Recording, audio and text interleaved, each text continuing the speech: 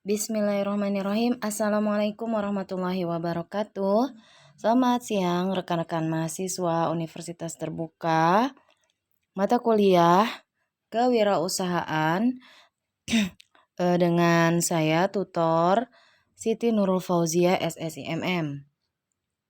Pada video kali ini saya akan mengarahkan untuk tugas 2 ya. Jadi bagaimana teman-teman menjawab tugas 2 agar jawaban yang teman-teman tuliskan benar, tepat, dan sesuai dengan arahan yang diinginkan. Dalam tugas 2 ini lebih ditekankan kepada eksplorasi ya. Jadi di sini coba kita lihat dulu, ada beberapa pertanyaan. Teman-teman bisa melihat ya. Pertanyaan. Berdasarkan bacaan di atas, maka analisalah. 1. Menurut Anda, apa yang menyebabkan seseorang tidak berani untuk berwirausaha?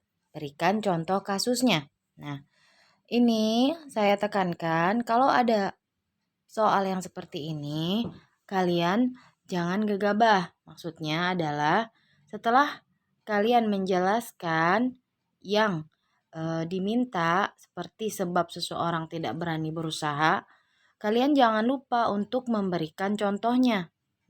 Jadi sering saya melihat beberapa mahasiswa yang mungkin lupa untuk memberikan contohnya. Jadi pertanyaan seperti ini sebenarnya pertanyaan yang beranak gitu ya. Setelah dijelaskan sebabnya, diberikan contohnya. Dan lihat, poinnya sebanyak 35.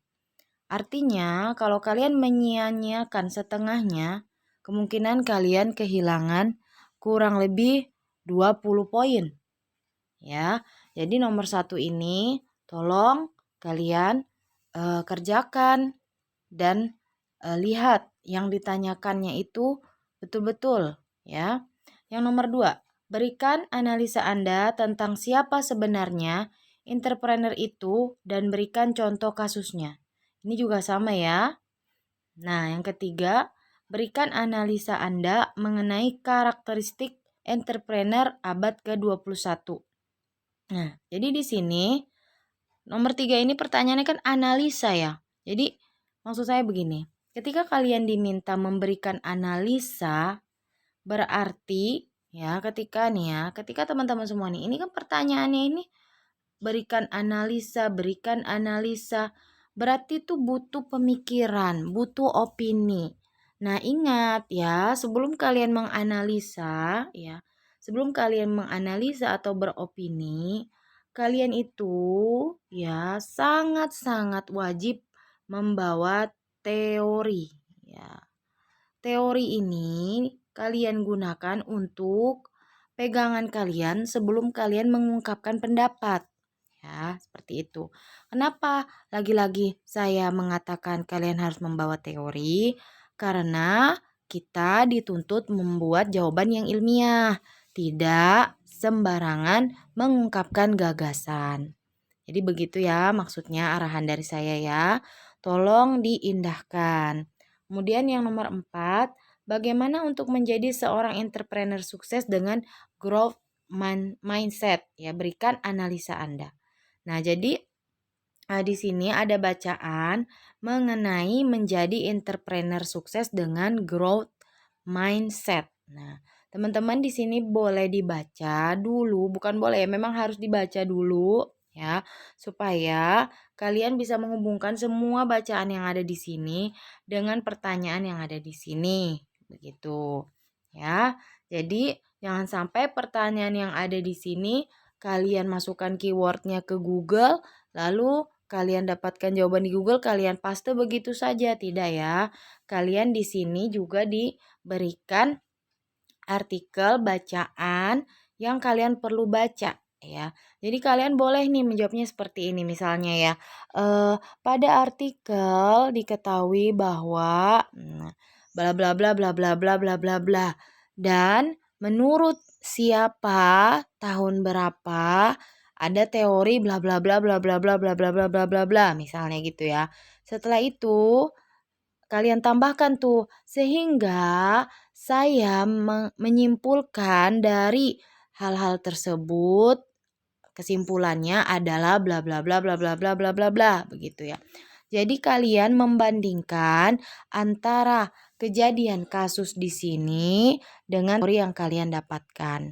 Nah, bagaimana saya mengetahui teori itu bisa saya gunakan atau tidak? Yang pertama adalah teori tersebut berasal dari sumber valid yang ilmiah. Jadi, kalian harus tahu kalau sudah jadi mahasiswa mana sumber referensi yang dianggap terpercaya, mana yang dianggap belum bisa dijadikan referensi. Nah, contohnya adalah jurnal. Jurnal itu yang dikeluarkan haruslah yang sudah diakui gitu ya. Nah, cara mengetahuinya gimana? Biasanya dia sudah ada ISSN-nya. Kemudian penerbitnya sudah jelas, tahunnya juga ya. Sementara kalau kalian mengambilnya dari mohon maaf seperti situs-situs jawaban sederhana misalnya Wikipedia, Brainly itu memang situs-situs yang jawabannya benar gitu ya, jawabannya benar, tetapi di situ tidak ada pakar yang berbicara langsung. Tapi kalau kita memasukkan jurnal di situ dia yang berkata, langsung si penelitinya itu gitu ya. Ataupun kalian mengambilnya dari textbook. Nah, kalau dari textbook berarti kan, itu adalah buku yang ilmiah gitu ya. Nah, disitulah kalian bisa, menggunakan lebih baik bahkan ya kalau textbook itu. Dan textbook itu disarankan ya yang update ya, keilmuannya itu yang update. Oke, mudah-mudahan tugas 2 ini bisa dikerjakan dengan cepat, baik, tepat sasaran juga ya. Mudah-mudahan ini semua membantu rekan-rekan Universitas Terbuka dalam menjawab tugas 2 Tuton Kewirausahaan. Oke, sukses ya. Thank you very much. Assalamualaikum warahmatullahi wabarakatuh.